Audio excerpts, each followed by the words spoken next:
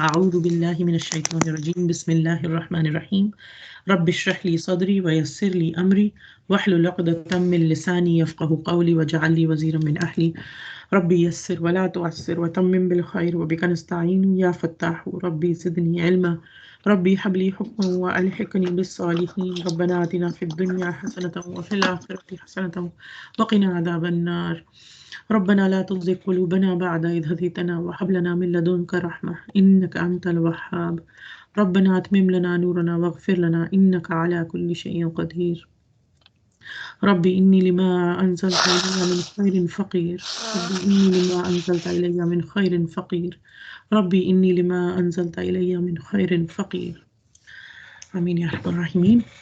Assalamu alaikum wa rahmatullahi wa barakatuh once again. Alhamdulillah, we are talking about Surah Baqarah and we are learning about the lessons from Surah Baqarah. And today we will be covering Ayah 275 until Ayah 277, inshallah ta'ala, from Surah Al Baqarah. Let's go over the word by word meaning first. A'udhu billahi minash shaitanir rajeem. Bismillahir rahmanir rahim.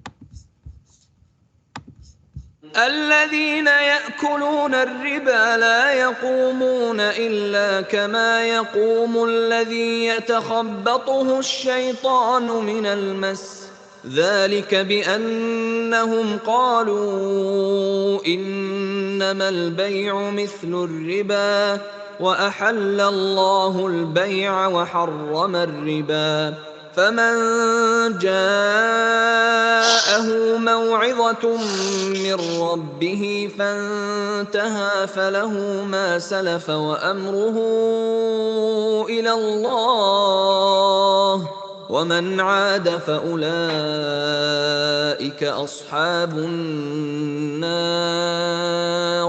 هم فيها خالدون. الذين, those who يأكلون, they eat.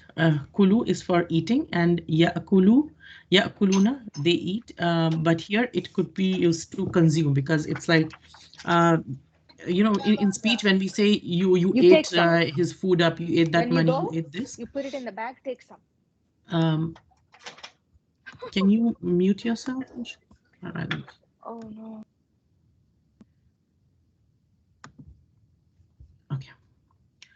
Okay, so alladhina ya'kuluna, those who consume, those who eat, ar-riba. Riba comes from the root word ra, ba, and waw. It means literal meaning is to increase or to add something to it. And in this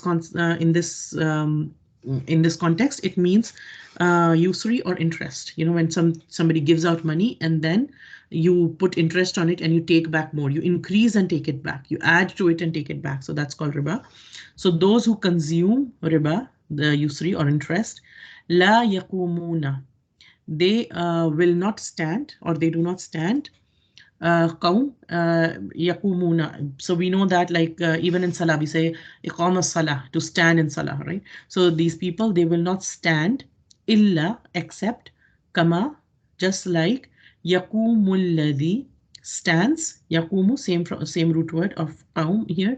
So yaqumul ladhi, stands, the one who yatakhabbatuhu, confounds him or has touched him. Khabata is to be like, to be a bit like crazy, to be like something that has gone, like a person who acts a bit crazy, who doesn't know, who's like going here and there like that. So the one who, so this person is standing like he's gone like a bit crazy. Why? Like as if the shaitan has touched him, minal mas, with the touch. So that shaitan has confounded him with his touch.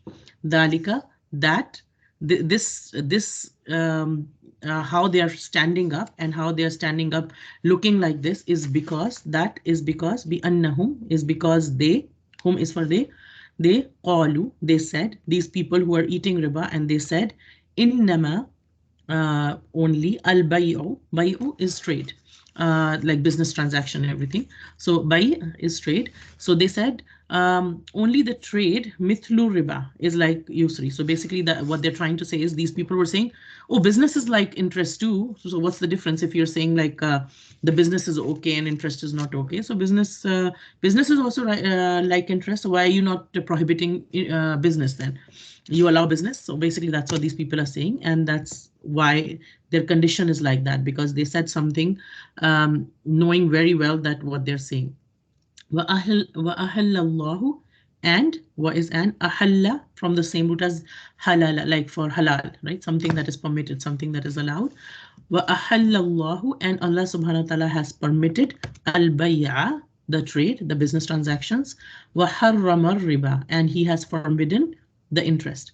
فَمَنْ جَاءَهُ, then whoever comes to him, maw'idatun, an admonition, a nasiha, an advice, mir rabbihi, from rabbihi, his Lord. So this person, and so whoever comes to him advice from his Lord, fantaha, and then he refrained. So an advice came for somebody who got an advice from their Lord, and then he stopped from it.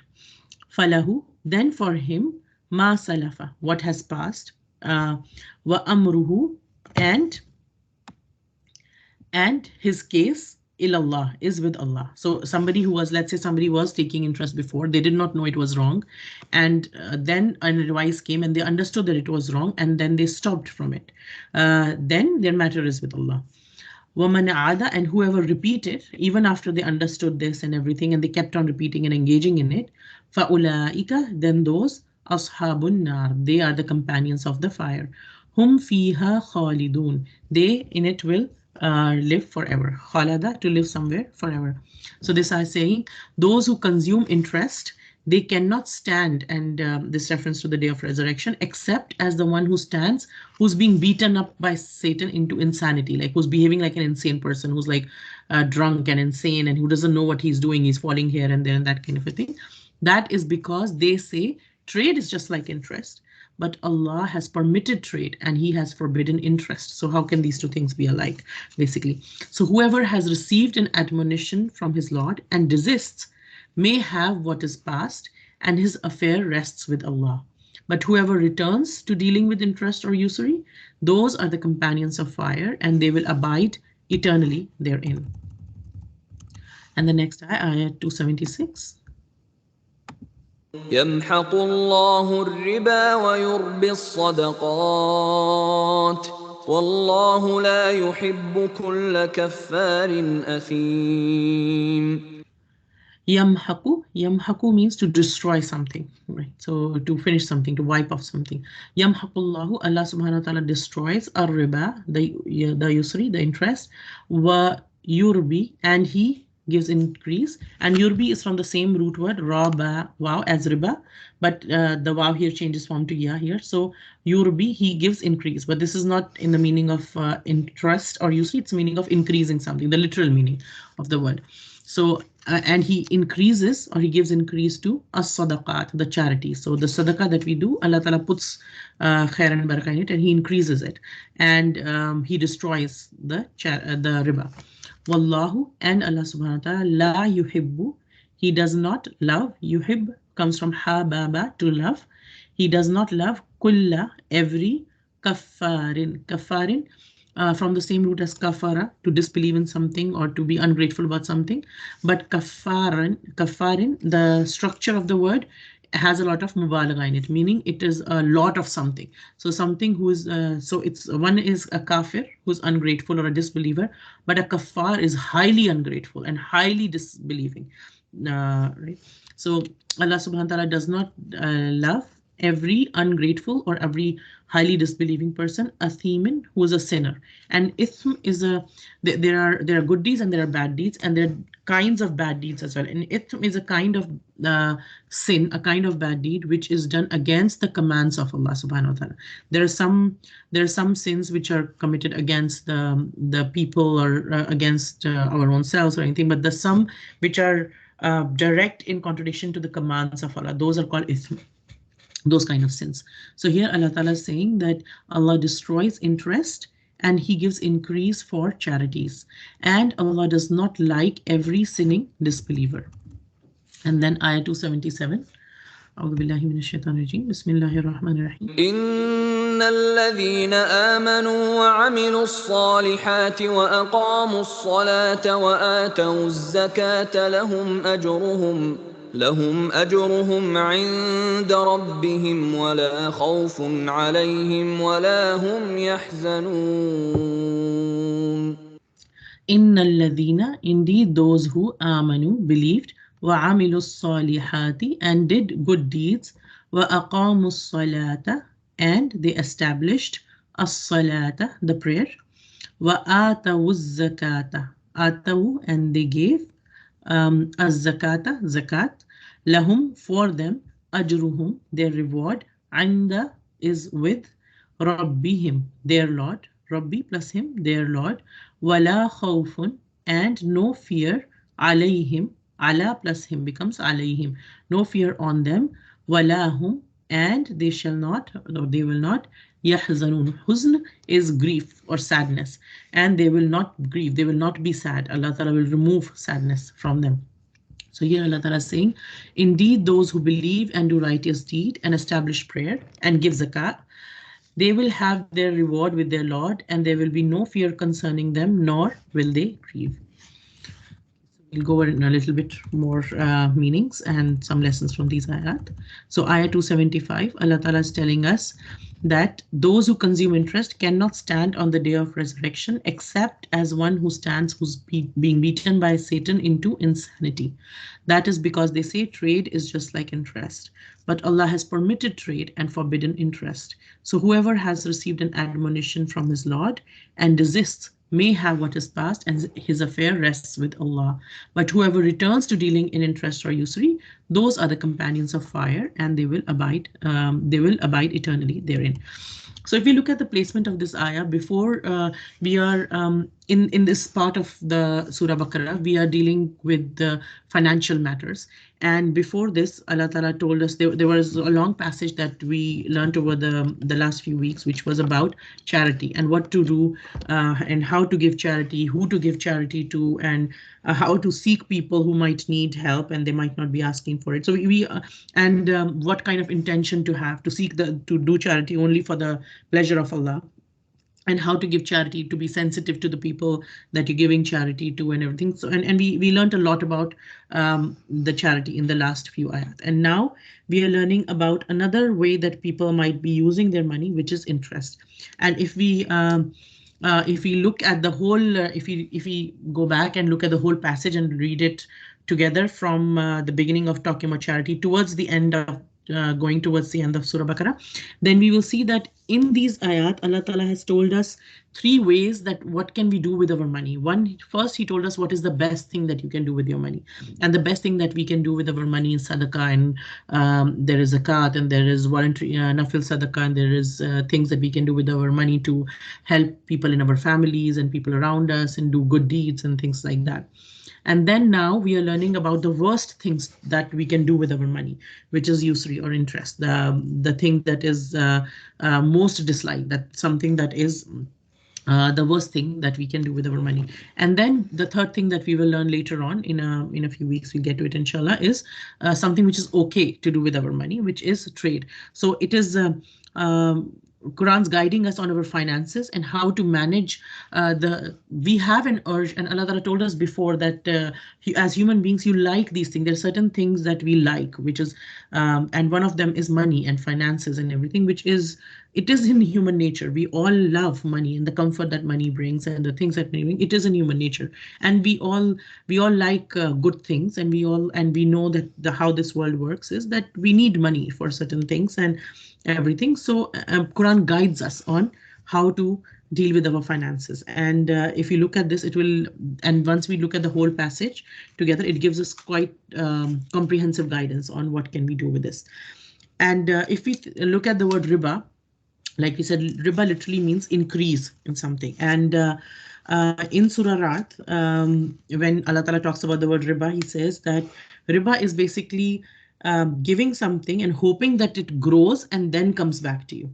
right? And there Allah Ta'ala tells us that don't expect, when you do engage in this kind of transaction, then don't expect anything back from Allah, as in don't expect Allah Ta'ala to put care in it, that Allah Ta'ala will put care in it, and don't expect reward for it in the akhirah, because when you gave riba, you were expecting an increase to happen in this world through interest or through whatever, and then that, so basically you wanted your money to make money for you, and then you gave it on interest-based loan, and then you wanted something back out of it, right? And at another place in Surah Nisa, when Allah Ta'ala tells us about the different crimes of Jews, and here he tells us about they asked Musa alayhi salam so many questions and everything, and they boasted that they killed Isa alayhi salam. So they were boasting that they, like they used to boast like, what kind of a messenger, we killed him, and that's what they believed that they did kill him. And then one of the crimes they listed is that they took riba, they take riba and everything. And then the implications obviously for Muslims was that we need to stay away from riba. And also in Surah Al Imran, it is said that don't consume riba. Even borrowing is discouraged, because what happened, and those ayat are in reference to Battle of Uhud. And what happened at the Battle of Uhud was the Quraysh were preparing a huge army to come and attack the Muslims. And to prepare a huge army, what they needed more arms and more weapons and everything. And what they were doing was to prepare themselves to fight the Muslims was they took a lot of loans to finance their need for weapons and everything. And some Muslims, when they came to know, they felt that maybe we should do the same thing. Maybe we should, and obviously buying all these weapons and everything, a lot of money is needed to buy all of that. And we all know that this whole industry, and it has always been the case, that this industry of arms and ammunitions, it feeds off, and it directly links to the financial industry, because there's a lot of money involved in all of this. And so some Muslims felt that maybe we should do the same thing, and then Allah Ta'ala told that don't consume riba. Even borrowing was discouraged, like not just giving money out, but even borrowing is discouraged. So if we look at the contrast from the previous ayat, when Allah Ta'ala talked about charity, and here, how is it totally opposite? How is riba totally opposite to giving charity? Because earlier what we learned was in charity, we did not just learn about how to give charity, not just learned about how, giving charity, but how to give charity. Like Allah Ta'ala told us that when you give charity to someone, don't put them down after that. Don't expect a favor from them after that. Don't make them feel like, be sensitive to their feelings while giving charity. And when we are doing that, when we're seeking out people who might need help and making sure that we give to them in a way that they feel respected, and we give whatever we can out, we give a portion from our money to them, what is happening is in ourselves, it is developing the feelings of sympathy, it's developing the feelings of generosity, is developing the feelings of kindness and sacrifice and love for Allah when we're doing it for the sake of Allah. As opposed to that, what is interest? Interest is looking for people who are in need and then finding out ways to extract money from whatever they have. So in a way, what it does is it basically, a person who has money wants to increase their money, and they don't care if somebody is who's in need is going to actually get deeper into their need rather than coming out of their need. So what it will do is it will basically forget about sensitivity while giving. It is going to be highly insensitive in that sense, because the other person, you don't care, they are in need of $100 right now, and you are like, okay, because there's so much in need, let me take advantage of that. Okay, I'll give you 100, but you need to give me back 150 or something like that. So basically, if you look at a very basic level, what it is promoting, or what it is inculcating in the person who's engaging in riba is selfishness. It is developing the feeling of miserliness. It is developing the feelings of unkindness to other people, and the love for money as opposed to the love for Allah subhanahu wa ta'ala. Right? And so just like Quran directed us to be charitable in the ayat before, here it is also directing us to stop taking interest, because it's one thing to go in a good direction, but then it's also important to stop ourselves from the wrong direction, right? And so what happens is there are two kind of behaviors that we are learning. One kind of behavior is the people who are spending morning, evening, day and night. They're thinking about how can I spend more in the path of Allah? What can I do for the sake of Allah? And how can I gain the pleasure of Allah? And what can I spend for the sake, whether it's my time, my money, my talents, whatever. What can I do to gain the pleasure of Allah subhanahu wa ta'ala, and what can I spend in his way? As opposed to that, there's this other group of people. What they are doing is morning and evening, they're scheming on how can I get something that belongs to somebody else? How can I gain power over or steal something that belong, and they literally want to they literally want to eat up what belongs to other people, and they keep finding ways to do that. And that is the kind of behavior that the people who are engaged in interest-based transactions will that's where their personality will keep moving towards, because that's what they're eating. That's what their mindset is going towards. Not just being satisfied in yourself and helping others, but in increasing more and more and more.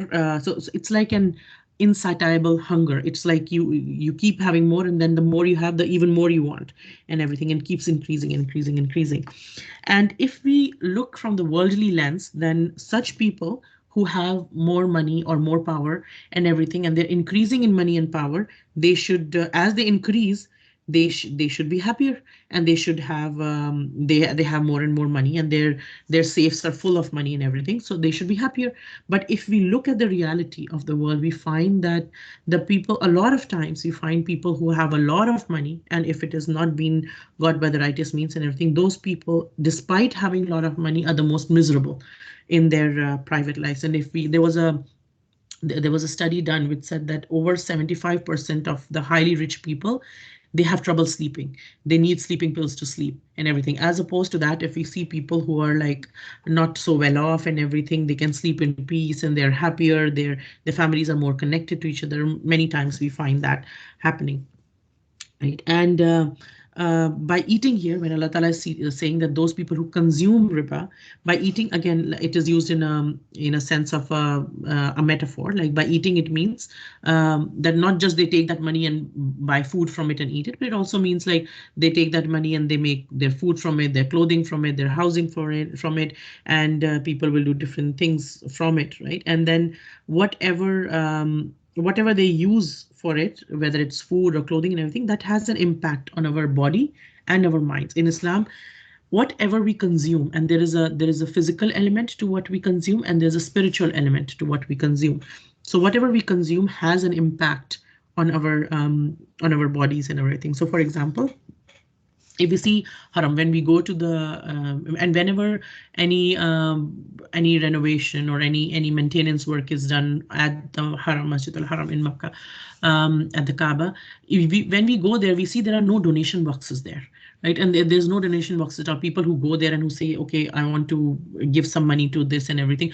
The thing is, they don't accept money from anybody, and there are people who fund it, and then there are very strict procedures on what kind of money they will accept. They will kind of go through how is this money being earned. There's no interest-based transactions in it. There's no like haram in it. There's not money got from alcohol or any other sales or anything like that. So they're very particular about that. And why are they so particular? Because there is what money and how that money has come has an impact. But also another thing to remember is that that impact is based on our transaction. So for example, if I'm going to buy a can of milk from the grocery store, now that that can of milk might have come from a farm that might be dealing with interest. It might be transported by a truck company that might be dealing with interest. It might be, like the grocery store might be paying installments and everything on things. Now, obviously, I can't control all of that. We can only control, we have a certain control over our individual transaction. We can't control what the whole society is doing, and we don't, Islam doesn't tell us to take the burden of the whole world on our shoulders either. So I am responsible for my transaction when I go to buy the milk and I've paid cash, or if I have to use a card or something, if there is something, I make sure that I pay the balance in full so that I don't incur any interest on it. Then as long as I do my part, that's all that is in my hands, right? So I'm taking care of my transactions and whatever the best I can do. right? But the people who are engaged in it time and again, it impacts their whole personality and everything. And even in this world, their thinking kind of gets blocked. They don't think they're harming people. They don't think they're doing this injustice, and they don't think they're doing all this oppression by making the one who's suffering suffer more in the long run and everything. So what will happen so in this life, they're acting like crazy people, in that sense that they're like somebody who's been touched by shaitan, who into craziness. They don't see what they're doing. um, and also another interpretation of this is, on the day of judgment, they will rise from their qabr. They'll be raised from their graves. Such people will be raised as if like they will act insane. Like just like an insane person reacts. They're moving here and there. They don't know what they're doing, and as if in this world, like we say that like a jinn has overpowered someone, and that person acts like an insane person and everything. And this is also used by the scholars as a dalil to say that sometimes jinn do take hold of people, and it's not just a psychological problem. There is a physical impact that the jinns can have on people. It is possible, but obviously only for Allah Ta'ala tells us at another place in the Quran that is only for those. Shaitan does not have any control over the believers who believe in Allah subhanahu wa ta'ala. He only has control over the people who give him that control, who follow his ways and who do these things, right? So these people who follow the ways of shaitan, and they will act like um, these days. So when a person becomes crazy, what they do is, if you look at this world, when a person is crazy, they don't feel pain, right? And like they lose that sense of the pain and everything. So what happens with these people is, when shaitan touches them, they become kind of crazy and everything. And it is a special kind of thing that they're just lost. They don't understand what they're doing. If you even talk to them and tell them, this is not a good practice. So like, for example, if you look at money lenders in our society who give private loans and everything, and then if we look at the kind of crimes that are done against those people who've taken loans in the name of, okay, now you can't repay my loan, now you have to do this for me, now you have to do that for me, and there is a whole. If we look at, for example, back home, we'll see a whole. Many generations have been literally trapped into something like slavery, and they are oppressed so much by this because they are. So what they want to do is they don't care. Such people, they don't care about anybody else's suffering, and they're not afraid of what will happen to themselves as well. And in Islam, we know that it is said that the punishment is in accordance with the sin that was done. So their punishment in that sense, just on the day of judgment, and in afterlife, there's obviously a more punishment, but on the day of judgment, they will act like that, right? And so basically what it is that what we do in this life will have similar rewards or punishment in the afterlife. For example, someone who feeds a lot, someone who feeds other people a lot, they will be fed a lot in Jannah. As opposed to that, someone who does kind of a sin, they will have a similar kind of punishment, right? And so somebody who takes riba and who makes a habit of taking riba, who's doing all these money lending and oppression, everything, they are so lost and so drugged almost in that they don't feel compassion for the poor, and they don't even feel any shame in doing what they're doing. It's like, even if you talk to that person and try to explain that, like, aren't you ashamed of what you're doing? You're clearly doing wrong and everything, but they don't even feel that shame anymore. It's almost like shaitan has taken over their mind, and shaitan has touched them and everything, right? And so and some people, and these people, they say things like the business and the sale and everything, they're like interest as well. They're also, you're giving money and you're getting something else and everything. But this shows the defect in their thinking. Actually, first of all, Allah replied to their statement by saying that Allah made business halal and he made riba haram. So first thing is that, and we learn this from the hadith, that no matter if we like something a lot, but if Allah made it impermissible, Allah made it haram, then it is haram. And if we dislike something a lot, but it is possible that we dislike something a lot, but Allah Ta'ala has put goodness in it and He's made it halal for us, then it is halal for us. Right? And Islam teaches us that to shift our perspective in a lot of things.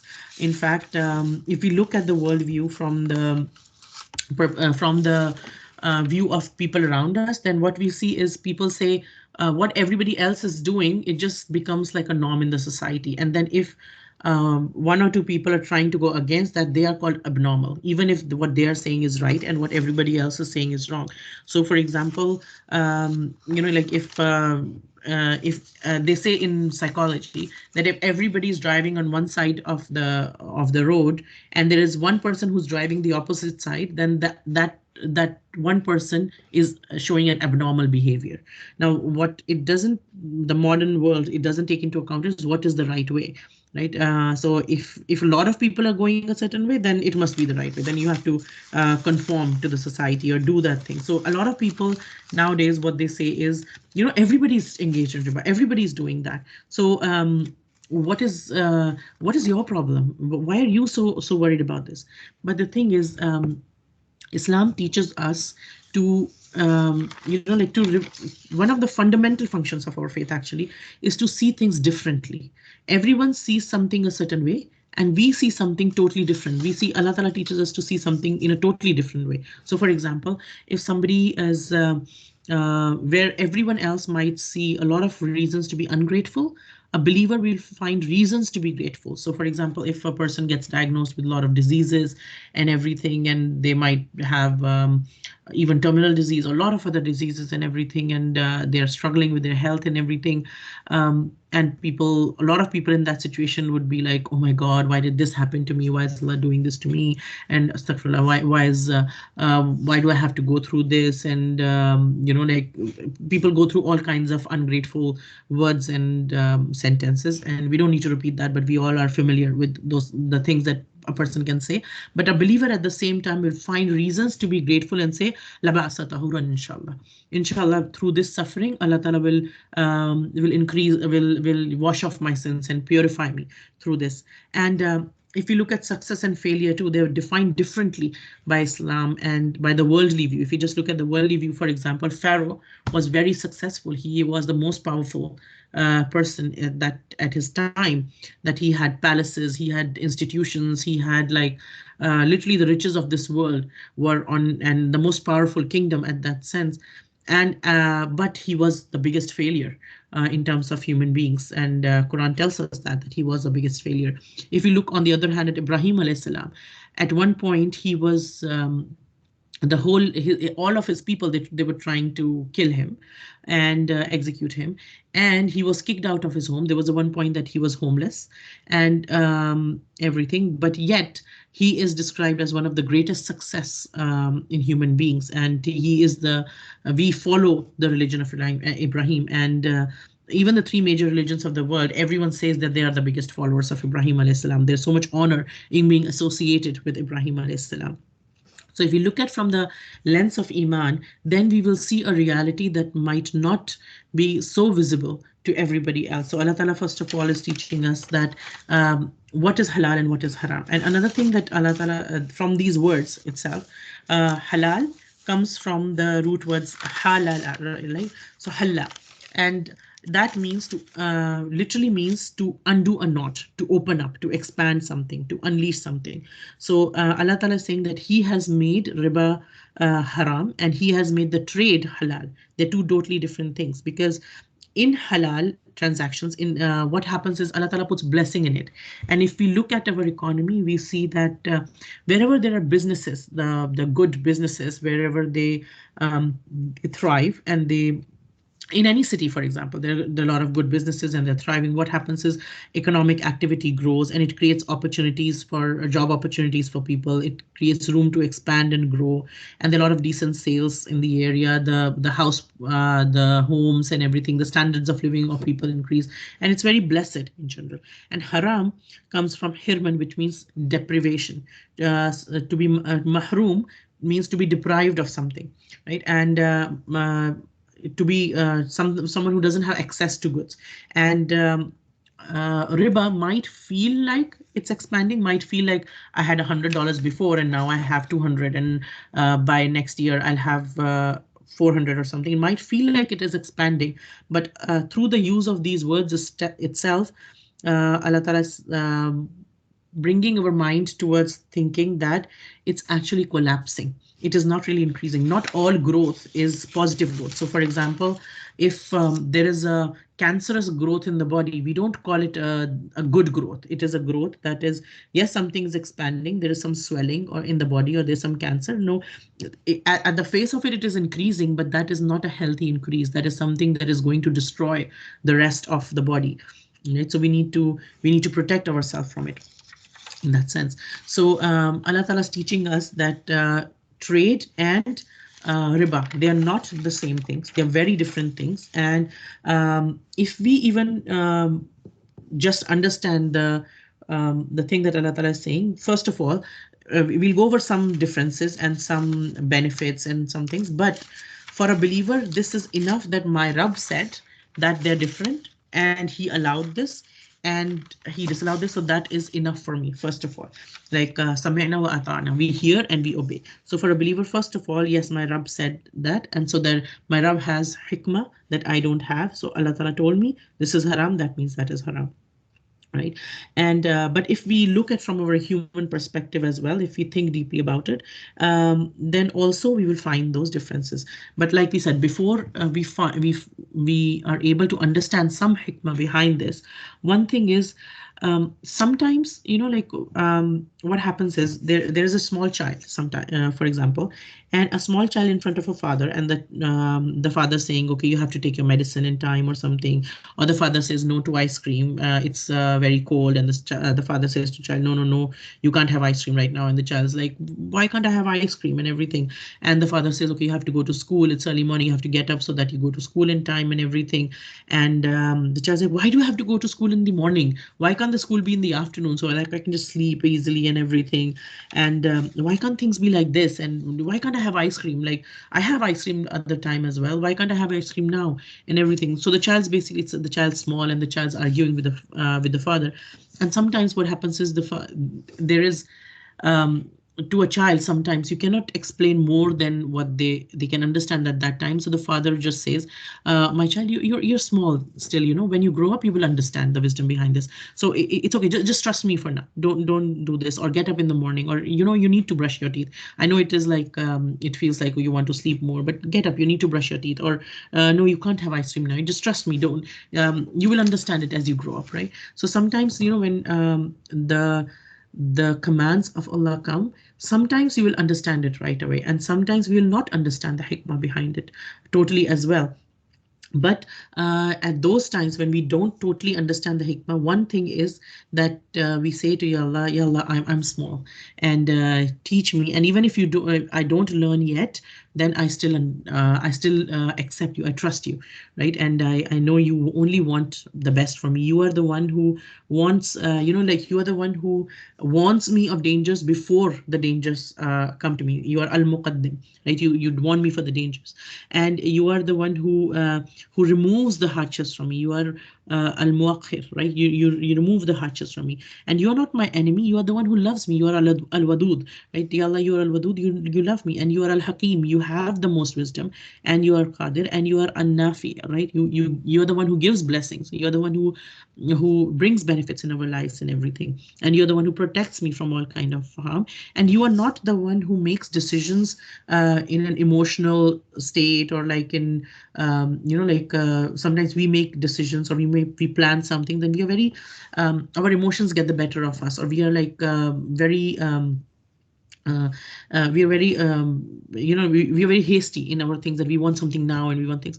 But Allah subhanahu wa ta'ala's decisions and Allah subhanahu wa ta'ala's commands are not like that. He is al-halim and al-hakim, and al-alim. He knows everything, and he knows what is the best for us. He created us, he knows everything, and he tells us in the sharia, whatever he gives us is for our benefit, right? And sometimes it's hard for people to accept the commands of Allah, not because and the root problem there is not because of the problem, the command itself, but sometimes they haven't understood the maqam of Allah subhanahu wa ta'ala.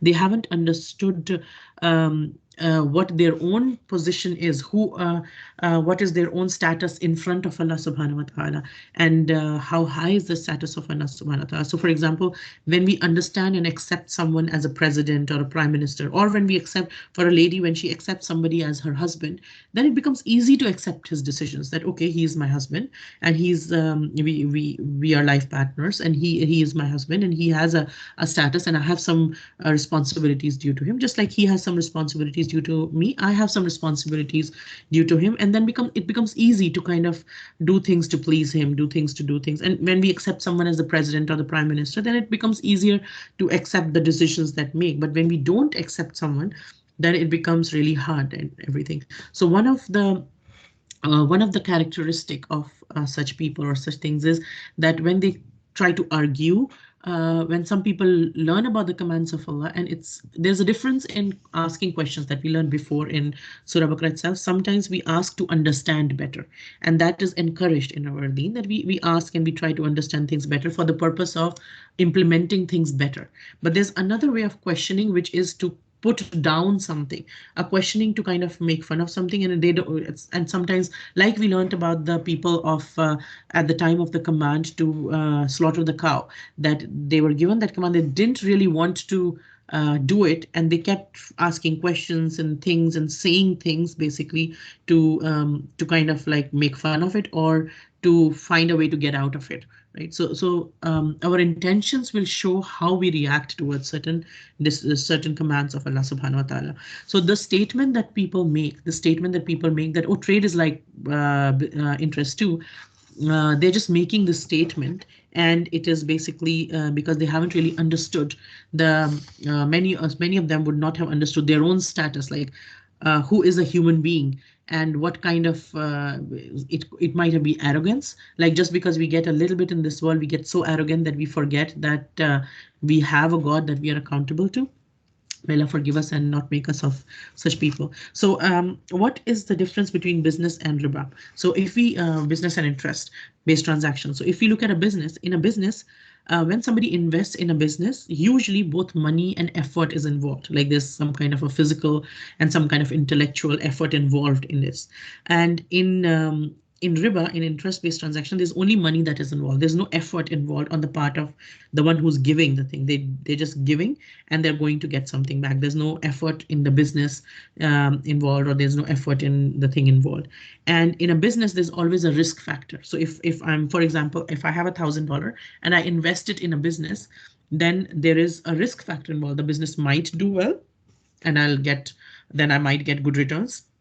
But the business might crash as well, and then I might not get as much returns, or I might even lose some of my money.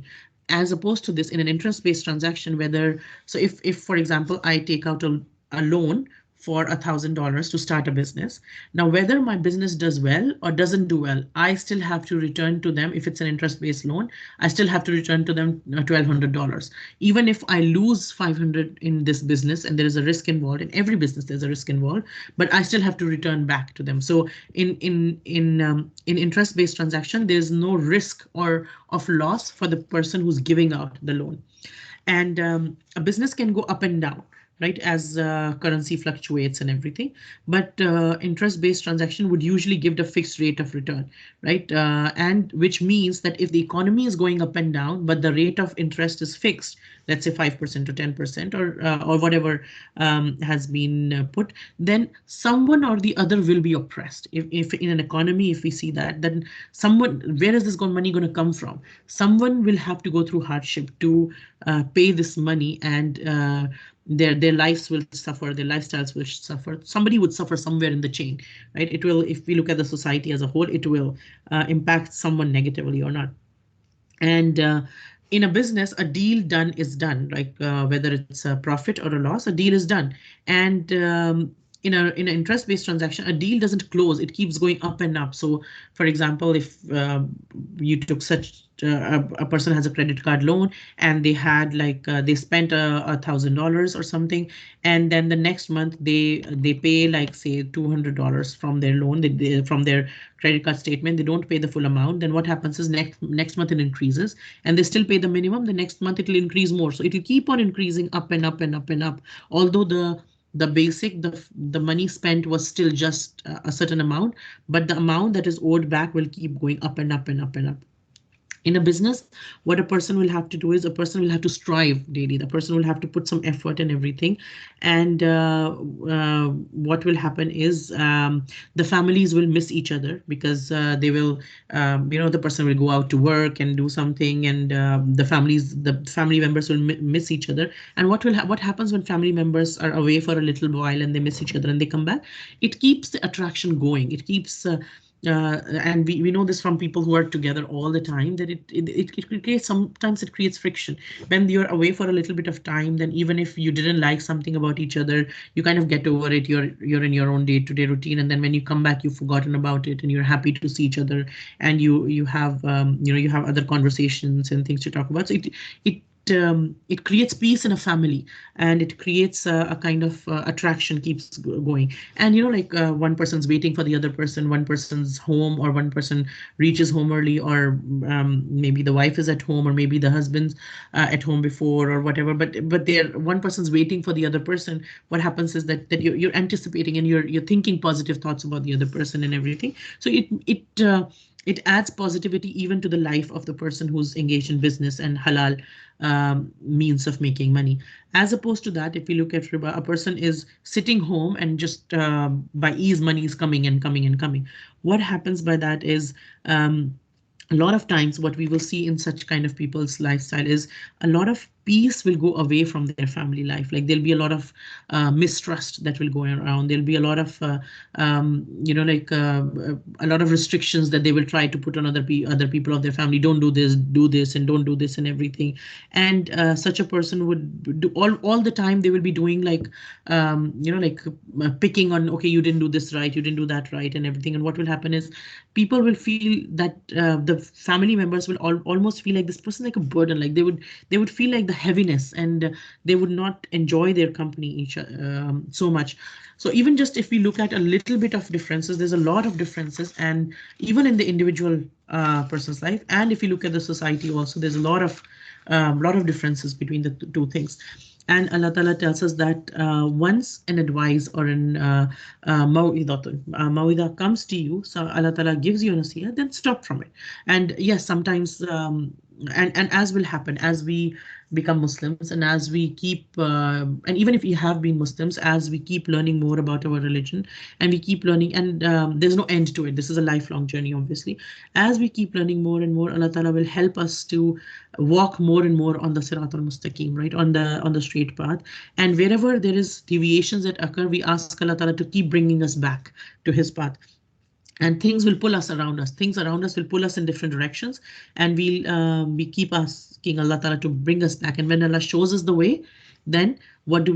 We come back to that way. We refrain from anything. We pull ourselves away from that as much as possible, and we come to that. And here Allah Ta'ala says that whoever stops, then their matter is with Allah. And here also, it's not 100% thing that Allah will forgive such a person, but He said that their matter is with Allah, means there is a lot of hope that such a person who has engaged in interest in the past, they will be forgiven by Allah subhanahu wa ta'ala. But at the same time, there's also fear that I might not be, because there's no word of maghfirah here. Allah Ta'ala has not mentioned maghfirah here. He said the matter is with Him. So there is a lot of fear as well, that what if I don't get forgiveness from Allah subhanahu wa ta'ala. So, and if we have been engaged, and if we are still engaged in things and which are of interest-based transaction, one thing is that we increase our istighfar, and we hope for forgiveness from Allah subhanahu wa ta'ala, and we keep our fear alive that, Ya Allah, I don't want you to be, I want you to be pleased with me, and I don't want to do anything that will displease you. And whatever I have done, please forgive me for it. And whatever I'm still engaged in, please find me a way out of it, and forgive me for whatever I am engaged in. But another person is somebody who still does not stop, and then their future is the fire. And it's like this is a place where this kind of sin of interest will be the kind of sin that will make a person go to fire, but not just go there. They'll be the companions of fire, and they will live in it forever. Right? Even if they are believers, even if a person who's believer, they might end up being in fire because they deny the command of Allah subhanahu wa ta'ala. So when we are believers and there's a command of Allah ta'ala that comes, one person is, for example, a person is an alcoholic. One kind of a behavior is, yeah, Allah, I really want to leave it. I'm trying. I'm having these withdrawal symptoms and everything, but I can't just help myself, and I end up having it. But every day I seek a forgiveness, and every day I keep doing the same thing, and yeah, Allah, forgive me. And that person is sinning, but the person keeps asking forgiveness and keeps trying to leave that sin. That's one kind of person. There's another kind of person who tries to justify their sin, which is like, oh yeah, but then everybody's drinking. Yes, those, some people we will see that they will say, oh, you know what alcohol was like about the previous times. That was different alcohol. The kind of alcohol we have is different nowadays. Oh, beer doesn't even intoxicate so much. One glass of beer doesn't make much of a difference. Or some people will say, you know what, I have very strong senses. 2, 3 glasses doesn't do anything for me and everything. That is like justification and not even seeking forgiveness from Allah subhanahu wa ta'ala, not even making any steps to get out of it. In fact, feeling proud or feeling entitled to be engaged in that sin, or just keeping on engaging in it and actually enjoying it. Now that's another kind of behavior.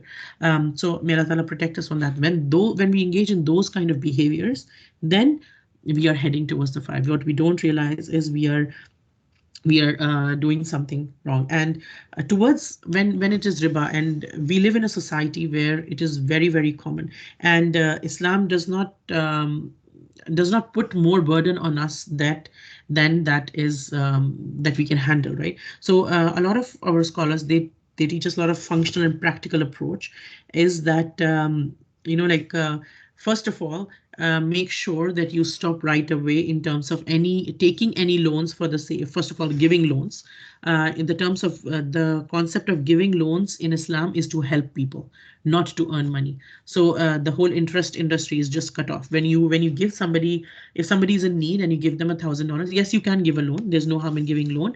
When a person needs money, we can give a person loan. But I gave you $1,000, and in 2 months, please return my $1,000. That is a loan, and that is totally halal. That is totally allowed.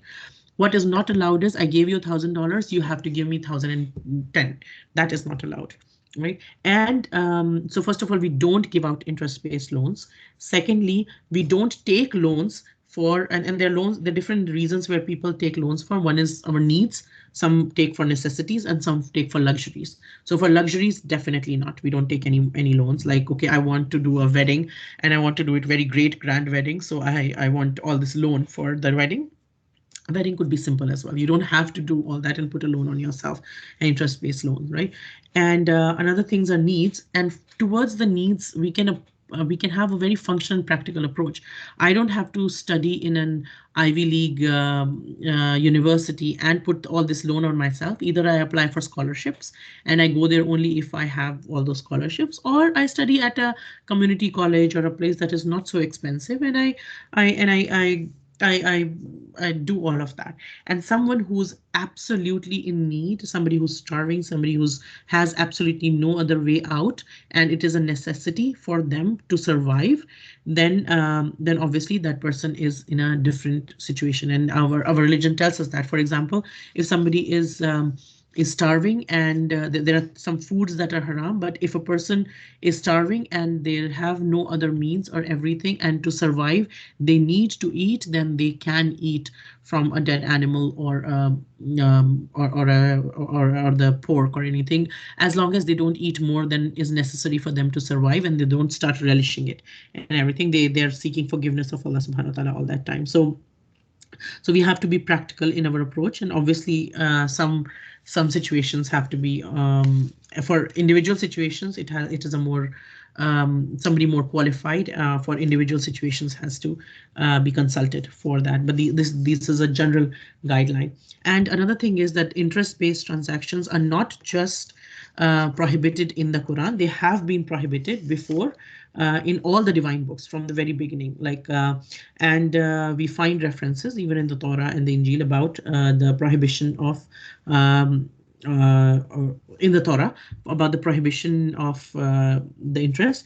And what people did was when they changed the things of Torah, some the Jews changed it to that it is not allowed to take interest from a Jew cannot take interest from another Jew, but they can take it from other people. Like so that was changed. That was a change that was made. But Quran teaches us that a wrongdoing is not justified with anyone. If you are a Muslim, then doing wrong is not justified, whether you do it towards another Muslim or a non-Muslim. It is still not allowed. It doesn't mean that if somebody is not a Muslim, you can get away with doing wrong to them. No, a wrong is still a wrong. And then Allah Ta'ala teaches us and taking this thought further, Allah Ta'ala tells us that He destroys interest and He He increases that in charity. And we learn from another hadith that the Prophet ﷺ told us that wealth does not decrease from charity. Although it might seem like it, but Allah Ta'ala will put a lot of care in it, and Allah Ta'ala will give us back in this world as well as in the next, right? And Allah Ta'ala wipes out the interest. Even if we look at the interest-based societies and everything, there's a book by Sheikh Mahmood which is called Man and Money, and in that book he talks about that the three things that increase in a society where there is a lot of interest, there's a lot of interest-based transactions and everything, a few things will increase. First of all, there'll be a lot of unemployment. People will get laid off and small businesses will not be able to thrive. Only the big box industries will thrive more and more, and small businesses will kind of find it really, really hard to thrive, and there'll be a lot of unemployment and laying off and everything. Second thing would be there'll be a lot of inflation, which is inflation is called the child of interest, right? So it is the rich will become richer and the poor will become poorer, and the prices of things will keep increasing more and more and more, and the interest rates will increase more and more as well, right? And sadaqah, what it does is, as opposed to that, a sadaqah, it might be seen as something that is going away, but it is flourishing because we have given it in the hands of Allah subhanahu wa ta'ala. So it's flourishing and growing, and Allah ta'ala will grow it and then give it back to us. So it is the real increase is not through riba. Real increase is through giving something for the sake of Allah and letting Allah give it back to us, right? And Allah ta'ala wants that we have such laws and ways, and we adopt such ways that interest can be stopped and charity can be increased.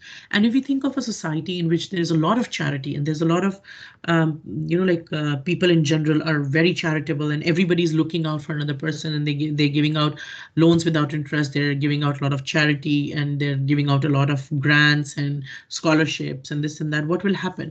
In such a society, there'll be no need for interest-based loans, and that society, people would be more considerate of each other. People would be just to each other because they're already giving out from their wealth easily. When somebody's able to give out from their wealth easily, then they'll have that kind of kindness and sensitivity towards other people. And as opposed to that, when we see an interest-based transaction or the money that is increasing, on the face of it, sometimes it seems that this business is thriving. But we see a lot, even today's world, that some businesses so big, they're growing so big, they have chains and chains and chains, and then all of a sudden we hear that this business has gone bankrupt because what are they growing on? They're growing on interest. They're taking on loan upon loan upon loan upon loan, and they're increasing up till a point that they don't have any collateral or something, and they just collapse and they go bankrupt, and then the chain closes overnight or something, and we see it more and more in today's world. And there's something that is said that there's a saying that is that anything that is built on interest-based transaction will be destroyed within 40 years, and we see all these losses and things and going on because there's no khair in it. There's no benefit in it, and from worldly sense as well. There's no long-term care in it, and from first of all, the person's life and society and even the business itself won't thrive. And as opposed to this, obviously, like we said, in charity would increase. And Allah subhanahu wa ta'ala calls engaging in riba and everything. Allah ta'ala says He does not love ungrateful and sinners, and which doesn't, when we say Allah ta'ala does not love, means that such people that Allah Ta'ala does not like, Allah Ta'ala hates such behavior. And this is kuffar, is a person who's, like we said, is highly ungrateful, somebody who's disbelieves a lot, and uh, Allah Ta'ala has given them already something, but they are not grateful for what the money they have. They want to take from other people's wealth or power or position or everything Allah Ta'ala gave. So a person who's grateful, what will a person who's grateful do? A person who's grateful will look at, okay, ya Allah, you've given me this blessing and that blessing, and they'll be grateful for that, and they'll want to do something to please Allah Subhanahu wa Ta'ala. As opposed to that, a person who's highly ungrateful is like, okay, I have this, why does this person get this? I'll take that from him as well, or I'll take that from her as well, or I'll take that from her as well. They'll always be on a lookout for what can they snatch from somebody else. Why? Because they're not looking at their own blessings and thanking Allah for their own blessings, right? And if a theme means again somebody who's perpetually like a theme, we learn about the words like Rahim, on the pattern of that, somebody who's doing it constantly doing this, right? So this person, if we think of a lot of people, if we imagine a lot of people who are living off money that they earn through interest-based transaction, what happens is they get all this money, and then what do they spend this money on? Usually, more often than not, they're spending this money also on sins, because then they will be using that money for show off. They'll be using that money for alcohol, for drugs, for indecent behavior, for all kinds of sins that under the book, right? So uh, on the face of it, they're increasing, but they're also increasing in their sins, and their sins keep increasing, right? And what we learn is that when Allah does not like ungrateful people, we should be happy with what Allah gives us, and then we should thank Him for that all the time. And another thing is, any person who gets money all of a sudden and very quickly, more often than not, we find that such people don't know how to use it wisely. Somebody who spent that effort into making that money will use it more wisely, and will have a lot of care and concern and love, and will be very wise about that money.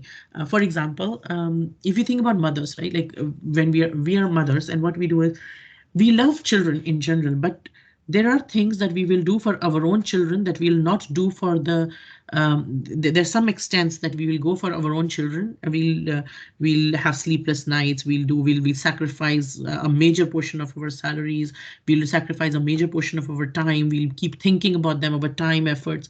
The kind of time and effort each mother puts for her own child, she will not put the same amount of effort for a neighbor's child or another child, even the child of her own brother or something. Why? Because there is a lot of this child that a mother herself gives birth to. There's the whole process involved. She's born that child with a lot of effort. There's a lot of caring. She carried the child in her tummy for 9 months. Then she gave birth, and there were a lot of during the first couple of years of infancy, there's a lot of hard work involved, and all that hard work and all the thing builds that attachment. And then we are very careful about what about our children. We're very concerned about our children, because there's a lot of effort that has gone in, as opposed to somebody who for whom we have not put in so much effort. We'll be generally nice and kind to them, but we wouldn't go to that extent for them, which is human nature, right? So who just earns money, a lot of money just comes to them through dishonest means, then they're not very careful about using it for good things either. And then Allah Ta'ala tells us that indeed those who believe and do righteous deed and establish prayer and give zakah, they will have their reward with their Lord, and there will be no fear concerning them, nor will they grieve. Now, it seems like this is a very generic ayah, but there is a reason why Allah Ta'ala places every ayah in the place that He places, right? So just like Allah Ta'ala has created the sky, and He's placed every star strategically where it needs to be placed, so that there's a right amount of gravitational pull. All the planets are in the right order, so that there's a right amount of everything, and the asteroids don't hit the Earth, and everything. Every placement that Allah Ta'ala has of everything is very strategic, and very there's care and benefit in it, right? So and even in the words of the Quran, even in the ayat of the Quran, their placement, there's a whole study about the structure of the Quran, and why is a certain ayah placed this way and everything. So here it might seem like a general ayah, but there are lessons that the scholars have extrapolated from them. One thing is that engaging in riba and eating from those might eat up our good deeds. So we might be doing good deeds, we might be believing, doing good deeds, doing prayer and giving zakat. But if on the other hand we are doing the things that Allah Ta'ala has commanded us not to do, then that might be eating up our good deeds, and we might be losing our good deeds. And it is said that it is much easier to follow the commands of Allah and to do the things that Allah Ta'ala wants us to do, but it is much harder to stop ourselves from doing the things that Allah Ta'ala does not want us to do, right? To stop ourselves from sin is much harder than doing a good deed. Doing a good deed generally is a little bit easier, right? And so one thing here that we learn is that we need to avoid the things that Allah Ta'ala has told us not to do, so that we can protect our iman, so that we can protect our good deeds, so that we can protect our salah, so that we can protect our zakah. And the four items that Allah Ta'ala has mentioned here is the four things: faith, good deeds, prayer, and zakat, right? And if we look at, and they're connected to each other as well. If we look at faith, then the faith and good deeds, they are explained by the next two items, which is the prayer and the zakat. For example, to Allah subhanahu wa ta'ala, we know that the greatest manifestation of faith is our salah, is our prayer, right? And a salah is an outside practice that builds our iman on the inside. The more we pray, the more our iman will build up. So it fortifies our iman. And also, the more iman we have, the more we will pray. For example, there was a person who came to the Prophet ﷺ and he wanted to accept Islam, but he said, you know what, I cannot pray 5 prayers. I'll pray only 2 prayers, but I want to accept Islam. And the Prophet ﷺ said, okay, go ahead. And he took the shahada and he went away. And the Sahabas were a bit confused. They were like, Ya Rasulullah, isn't it mandatory to pray 5 prayers? And the Prophet ﷺ said, you know what, this person, when he tastes the sweetness of faith, then he will start praying more. Don't worry about it, right? And of course, that's what happened. And the good deeds comes from sulah. Sulah is the opposite of fasad, and it's the opposite of war. So it's peace, something which is good, something has a lot of goodness in it. And the manifestation of it is zakat, when we give charity, when we give what is due to other people and what Allah Ta'ala has made us due to other people, right? And another thing here is that in the previous ayah we learned that those people who eat riba, they will stand like crazy people, stand like they have been touched by the devil. As opposed to this, the believers, what they do is they stand in front of Allah. So what essentially we are learning is we have a choice whether we choose to stand before Allah and then follow His commandments and everything, or we choose to stand on the Day of Judgment as if the shaitan has touched us and like a mad person in that sense, right? So one of the, like we said, one of the fundamental functions of our faith, that we see things differently. May Allah Ta'ala help us to see the wisdom behind the commands and the things that we should do, which should not do. And if we are in certain sins, may Allah Ta'ala give us the opportunity, the ways, may He give us the tawfiq to get out of those sins. We are all human beings. We are all open to sins and mistakes, and we all have our own share of things that that we need to get out of. May Allah Ta'ala make it easy for us. May Allah Ta'ala show us the way, and may Allah Ta'ala guide us along the way. May Allah Ta'ala literally hold our hands and make us walk the way. We are wallahi too weak. We make intentions and then we start going ahead, and then we forget, or our intentions get corrupted, or we get lazy, or we get distracted. May Allah Ta'ala not make us of those people. May Allah Ta'ala make us of those people who, when He gives us an advice, we take that advice and we put our matters in His hand. May Allah Ta'ala make us of those people whom He is pleased with. May Allah Ta'ala not make us of those people who shaitan even gets near to. May Allah Ta'ala protect us from all harms, both seen and unseen. And may Allah Ta'ala accept our coming together today. May Allah Ta'ala make us of those people who He is pleased with, just like He united us as sisters in Islam in this world. May Allah Ta'ala reunite us as sisters in Islam on the Day of Judgment under the shade of His throne, when there will be no shade except His, and then once again in the Akhirah in Jannatul Firdaus. Ameen ya Arhamar Rahimin. Subhanaka Allahumma ashhadu an la ilaha illa anta nastaghfiruka wa natubu ilayk.